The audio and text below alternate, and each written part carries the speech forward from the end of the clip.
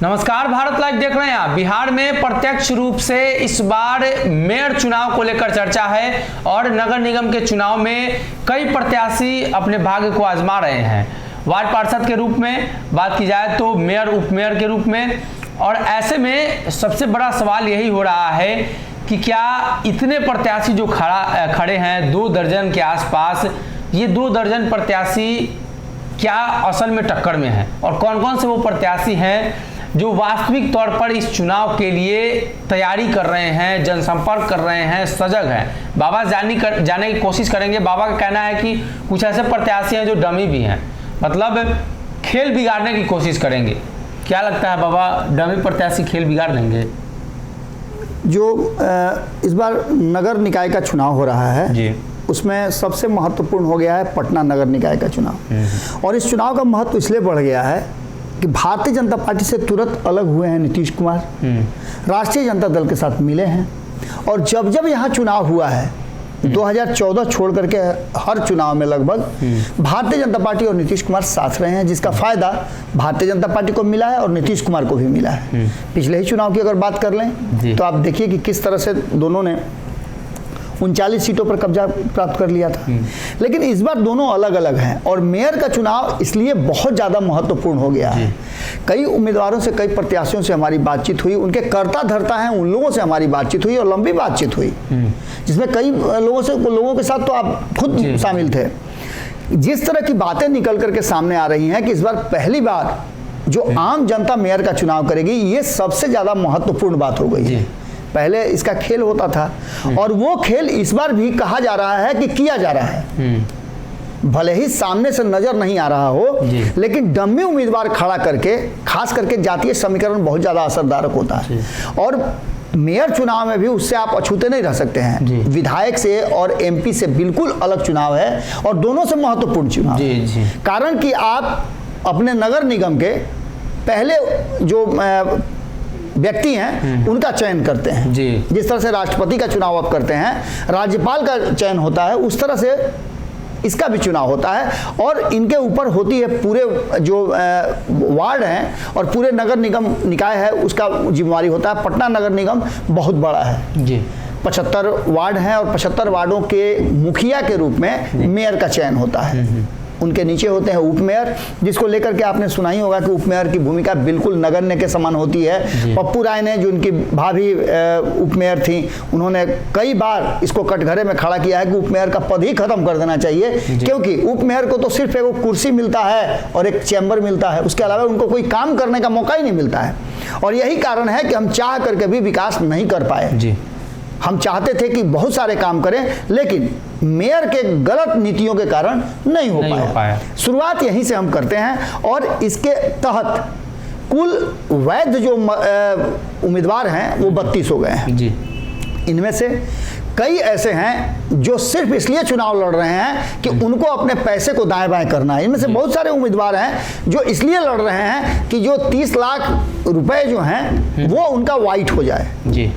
इसके अलावा भी बहुत सारी बातें हैं जिसको लेकर के कहा यह जा रहा है कि कई उम्मीदवार जो हैं जिनको 1 to 4, 5 में है, वो अलग अलग डम्मी उम्मीदवार भी उतारे हैं। खास करके सीता साहू पर इसका बड़ा आरोप लग रहा है। सभी उम्मीदवार जो कॉन्टेस्ट में हैं वो यही बात कह रहे हैं कि पूरी तरह से सीता साहू इस बार भी चुनाव में गड़बड़ कराने की कोशिश करेंगी, जिसका कि प्रतिकार हम लोग करेंगे।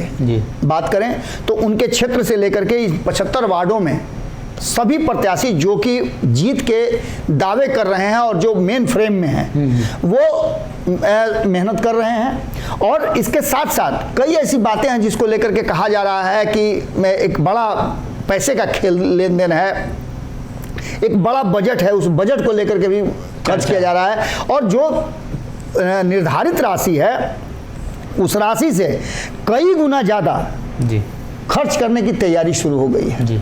आपको बता दें कि इन सारी बातों को लेकर के 60 लाख रुपए, 30 लाख मेयर और 30 लाख उप मेयर के लिए जो निर्धारित किए गए हैं, उसमें आपको बता दें कि सिर्फ राशि इतना ही नहीं चलेगी, इसके अलावे बहुत सारे राशि का खेल होगा और कई लोगों ने तो शुरू भी कर दिया है आयोग को दिखाने के। और जैसे हाथी के दांत होते हैं खाने का और दिखाने का, और बिल्कुल उसी अंदाज में चल रहा है। और इन सब में जो मेन प्रत्याशी हैं उसमें आपको सीता साहू जो कि वर्तमान मेयर थी, अब उनका भी कार्यकाल समाप्त हो गया है।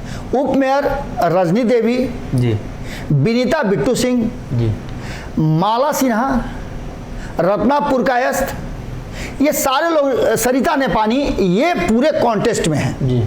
इन 5-6 नामों को अगर बताया जाए, हालांकि और लंबे तौर पे कहा जा रहा है कि अफजल इमाम की पत्नी महजबी भी, डॉक्टर महजबी भी चुनाव लड़ रही हैं, लेकिन इन सारी बातों को लेकर के एक चीज़ तो साफ नजर आ रही। सनी, आप भी कई लोगों से मिले, कई लोगों का इंटरव्यू आपने किया, उसके दौरान यही देखने को मिला है कि जिन लोगों का, जिन उम्मीदवारों का ग्राफ बेहतर है वो लगातार मेहनत भी कर रहे हैं, लोगों से जनसंपर्क भी कर रहे हैं, और ये ऐसा चुनाव है कि जिसमें आप हवाई नहीं हो सकते। जितना मेहनत करेंगे उतना, जितना मेहनत करेंगे उसका आपको फायदा मिलेगा। और आपका विजन क्या है, जी, आपका आइडियोलॉजी क्या है, आप कैसे अपने घोषणा पत्र के साथ विकास करेंगे। जी। बहुत सारी समस्याएं हैं, समस्याओं का जिक्र तो सभी कर रहे हैं, लेकिन समाधान का जिक्र कोई नहीं कर रहा है। दूसरा सबसे महत्वपूर्ण बात है कि सीता साहू बहुत कम बात कर रही हैं, और उन्हें इस बात का डर भी है कि कहीं एंटी इनकम्बेंसी न लागू हो जाए।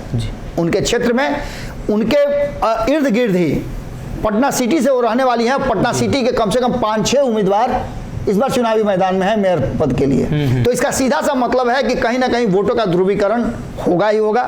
दूसरा सबसे महत्वपूर्ण चीज है कि इस बार उनके कॉन्टेस्ट में 3 लोगों का तो जबरदस्त नाम आ रहा है। जी, रजनी देवी का नाम आ रहा है, विनीता बिट्टू सिंह का आ रहा है, माला सिन्हा का नाम आ रहा है, और सरिता नेपानी का नाम आ रहा है। ये पूरी तरह से कॉन्टेस्ट में है। इसमें भी अब चुनाव जैसे जैसे नजदीक आएगा, दशहरा खत्म होगा, उसके बाद बहुत कुछ खुल करके सामने आएगा। अभी तो सिंबल बांटा गया है, और सिंबल बांटे जाने के बाद उम्मीदवार जो है सिंबल के लिए अपना पर्चा, बैनर सब छपवा रहे हैं। कई लोगों से हमारी बातचीत हुई कि इसके बाद जो दशहरा बीत जाएगा तो दशमी के बाद से चुनाव का अभियान बहुत तेज होगा। कई लोगों ने हमें भी संपर्क किया है कि हम चाहेंगे कि हमारी बातों को आप आम जनता तक पहुंचा सकें।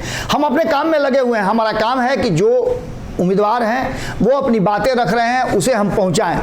हमारा सीधा सा पटना की जनता और पटना नगर निगम की जनता को संदेश होगा कि आप ऐसे शख्स को चुनें, ऐसे उम्मीदवार को वोट दें जो आपके पटना का मान सम्मान और इज्जत बचा करके रखे। लगातार पटना बदनाम होता रहा है और इसके पीछे कई कारण हैं। एक दूसरे पर दोषारोपण होता रहा है, लेकिन एक ऐसे शख्स को चुनना ज़्यादा जरूरी है जो कड़क भी हो, और जो राशि जो है 5 सालों में ये लगभग 8700 करोड़ की जो अभी तक बजट है, अगले बजट में क्या आएगा वो अलग बात है, लेकिन 1740 करोड़ प्रति वर्ष का जो बजट है उस बजट का सही ढंग से समायोजन करे, जो मूलभूत आवश्यकता है उसकी पूर्ति करे, जिसमें कई ऐसी बातें हैं जो कई उम्मीदवारों ने कहा है। हमने आपको भारत लाइव पे सब दिखाया है कि कौन क्या कह रहे हैं और किनकी क्या मंशा है आगे करने की, लेकिन इन सब के बीच में सबसे ज़्यादा महत्वपूर्ण भूमिका जात पात धर्म सबको छोड़ छाड़ करके जो सही उम्मीदवार हो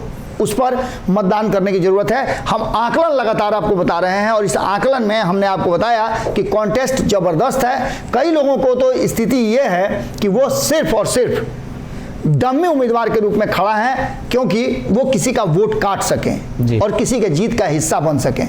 ऐसी स्थिति में आपको ध्यान रखना है, आम जनता को ध्यान रखना है, आइडेंटिफाई करना है कि कौन उम्मीदवार आपके बातों पर, आपके भावनाओं पर, आपके पटना को बेहतर पटना, स्मार्ट सिटी बनाने में अपना योगदान देगा। ये बहुत जरूरी है। 20 तारीख को आपकी भी परीक्षा है, क्योंकि जितनी बार आप परीक्षा दिए हैं, चाहे वो विधानसभा का हो, लोकसभा का हो, उस परीक्षा में आपके द्वारा निकाले गए परिणाम का उचित जो सम्मान चाहिए वो नहीं मिला है। क्योंकि आप वोट किसी और गठबंधन को देते हैं, सरकार किसी और गठबंधन की बन जाती है। इस बार पहली बार कई वर्षों से चली आ रही परंपरा को समाप्त करके सरकार ने एक फैसला किया है। आप जानते हैं कि मेयर चुनाव को लेकर के हर 2 साल पर अविश्वास प्रस्ताव आता था और बहुत सारी राशि का खेल होता था। ये सारा खत्म हो गया है। अब आप आम जनता अपने मेयर का चुनाव करेंगे, और ये आपको एक बहुत बेहतर सुनहरा अवसर मिला हुआ है, जिसका सदुपयोग जरूर करिएगा। जी, तो कहीं ना कहीं मेयर चुनाव को लेकर डम्मी कैंडिडेट प्रत्याशियों का जो समीकरण है वो बिगाड़ सकते हैं, और मेयर चुनाव को लेकर सरगर्मियां तेज हैं। तो ऐसे में 20 तारीख को वोटिंग भी है, और दशहरा जो फेस्टिवल का सीज़न है इसमें थोड़ा सा जनसंपर्क धीमा हो जाता है, उसके बाद फिर से नए सिरे से जनसंपर्क दशहरा के बाद प्रत्याशियों के द्वारा शुरू की जाएगी। अगर ये वीडियो पसंद आई और वह बिहार के राजनीति और बिहारियत से सरोकार रखेनी तो सब्सक्राइब बटन दबा के चैनल के सब्सक्राइब कर ली। ओजे एगो घंटी बा, ओकरा बटन दबा देला से कुल सटीक और मारक खबर रुआ मुफ्त में मिल जाई। अगर रुआ पत्रकारिता के हमनी के नया प्रयोग में सहयोग कर चाहतानी तो ज्वाइन बटन दबा दी। पेटीएम नंबर नोट कर ली 9386